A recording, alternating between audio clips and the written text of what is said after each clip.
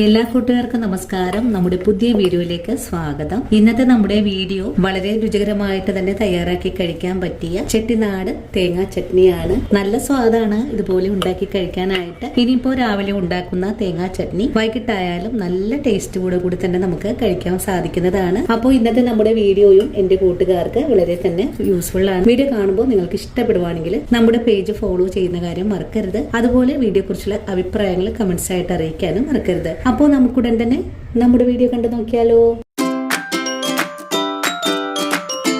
ഇനി നമുക്ക് ചെട്ടിനാട് സ്റ്റൈൽ തേങ്ങാ ചട്നി തയ്യാറാക്കാം. ഇതിനായിട്ടൊരു പാൻ അടുപ്പിലേക്ക് വെച്ചിട്ടുണ്ട്. പാൻ ഒന്ന് ചൂടായി വരുമ്പോഴേക്കും കുറച്ച് വെളിച്ചെണ്ണ ഒഴിച്ചു കൊടുക്കാം. 1 ടീസ്പൂൺ അളവിൽ മതിയാകും. ഇനി വെളിച്ചെണ്ണ ചൂടായി വരുമ്പോഴേക്കും 1 ടേബിൾ സ്പൂൺ അളവിൽ കടലപ്പരിപ്പാണ് നമുക്കിതിലേക്ക് ചേർക്കേണ്ടത്. കടലപ്പരിപ്പ് ചേർത്ത് ഒന്ന് നന്നായിട്ടൊന്ന് ഇളക്കി കൊടുക്കാം. കടലപ്പരിപ്പിന്റെ കൂടെ തന്നെ ഒരു കഷ്ണം ഇഞ്ചി ഒന്ന് കട്ട് ചെയ്ത് ചേർക്കാം. 4 അല്ലി വെളുത്തുള്ളി ചേർക്കാം. ഇനി ഇതൊന്ന് വഴറ്റിയെടുക്കാം. ഇഞ്ചിയുടെയും വെളുത്തുള്ളിയുടെയും കൂടെ തന്നെ ഒരു 4 പച്ചമുളക് കട്ട് ചെയ്തത് കൂടി ചേർക്കാം. വീണ്ടും വഴറ്റിയെടുക്കാം. ഇനി വേണ്ടത് ഒരു പിടി ചുവന്നുള്ളിയാണ്. ഉള്ളിയും ചേർത്ത് ഒന്നുകൂടെ വഴറ്റിയെടുക്കാം. ഈ സമയത്ത് നമുക്കിതിലേക്ക് ചട്നിയുടെ ആവശ്യത്തിലുള്ള ഉപ്പാണ് ചേർക്കേണ്ടത്. ഒന്ന് നല്ലോണം ഒന്ന് ഇളക്കി വഴറ്റിയെടുക്കാം. ഇനി വേണ്ടത് 2 തണ്ട് കറിവേപ്പില. വീണ്ടും നല്ലോണം വഴറ്റാം.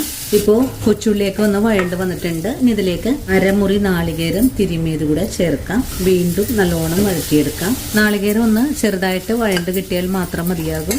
ഒരുപാട് നേരമൊന്നും വഴറ്റിയെടുക്കേണ്ട ആവശ്യവുമില്ല. അങ്ങനെ നാളികേരം തിരുമിയത് കൂടെ ചേർത്ത് 1 മിനിറ്റ് നേരം ഒന്ന് ചൂടാക്കി എടുത്തിട്ടുണ്ട്. ഇനി നമുക്ക് ഫ്ലെയിം ഓഫ് ചെയ്ത് കൊടുക്കാം. അതിനുശേഷം ഈ ഒരു കൂട്ടിന്റെ ചൂടൊന്ന് ആറി വരുമ്പോൾ ഒരു മിക്സിയുടെ ജാറിലേക്ക് മാറ്റിയിട്ട് കുറച്ച് വെള്ളം കൂടെ ചേർത്ത് അരച്ചെടുക്കാം. അരച്ചെടുക്കുന്ന സമയത്ത് ഉപ്പ് ചേർക്കേണ്ട ആവശ്യമില്ല, കാരണം നമ്മൾ ഓൾറെഡി ഉപ്പ് ചേർത്തിട്ടുണ്ട്. ഇപ്പോൾ ഫ്ലെയിം ഓഫ് ചെയ്ത് കൊടുക്കുവാണ്. ഇപ്പോൾ നമ്മുടെ നാളികേരത്തിന്റെ ചൂടൊക്കെ ഒന്ന് ആറി വന്നിട്ടുണ്ട്. ഇനി ഒരു മിക്സിയുടെ ജാറിലേക്ക് മാറ്റിയിട്ട് നമുക്കിതൊന്ന് അരച്ചെടുത്തിട്ട് വരാം. അരച്ചെടുക്കുന്ന സമയത്ത് കുറച്ച് തിളപ്പിച്ച ആറിയ വെള്ളം കൂടി ചേർത്ത് അരച്ചെടുക്കുവാണെങ്കിൽ നമ്മൾ ഈ ചട്നി ഇനി ചൂടാക്കുന്നൊന്നുമില്ല.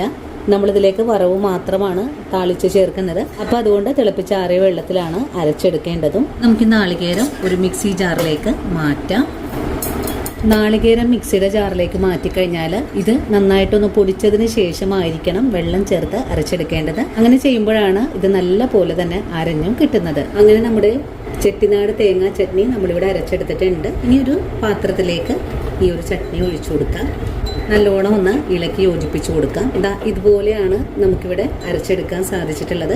നിങ്ങൾക്ക് ഇതിലേക്ക് കുറച്ചുകൂടെ വെള്ളമൊക്കെ ചേർക്കാൻ താല്പര്യമാണെങ്കിൽ ചേർക്കാവുന്നതാണ്. ഞാനിപ്പോൾ ഇത്രയും തിക്നെസ്സോടുകൂടി തന്നെയാണ് ചട്നി തയ്യാറാക്കി എടുത്തിട്ടുള്ളത്. ഇനി നമുക്കിതിലേക്ക് കുറച്ച് താളിപ്പ് കൂടെ വറുത്തിടാം. ഇനി നമുക്ക് താളിപ്പ് ചെയ്തെടുക്കാം. ഇതിനായിട്ട് ഒരു താളിപ്പ് ചട്ടി അടുപ്പിലേക്ക് വെച്ചിട്ടുണ്ട്. ചട്ടി ഒന്ന് ചൂടായി വരട്ടെ. ഇനി നമുക്ക് താളിപ്പ് ചട്ടിയിലേക്ക് കുറച്ച് വെളിച്ചെണ്ണ കൂടെ ഒഴിച്ചു കൊടുക്കാം. ഇനി നമുക്കിതിലേക്ക് കുറച്ച് ഉഴുന്നുപരിപ്പ് ചേർക്കാം. ഉഴുന്നുപരിപ്പൊന്ന് പൊട്ടി തുടങ്ങിയിട്ടുണ്ട്. ഇനി ഇതിലേക്ക് 1/2 ടീസ്പൂൺ കടുക് ചേർക്കാം. കടുകിപ്പം നല്ലതായിട്ട് തന്നെ പൊട്ടി തുടങ്ങിയിട്ടുണ്ട്. കടുകും പൊട്ടിക്കഴിഞ്ഞാൽ വറമുളക് ചേർക്കാം. കറിവേപ്പില ചേർക്കാം. ഈ തയ്യാറാക്കി വെച്ചിരിക്കുന്ന ചട്നിയിലേക്ക് ചേർക്കാം.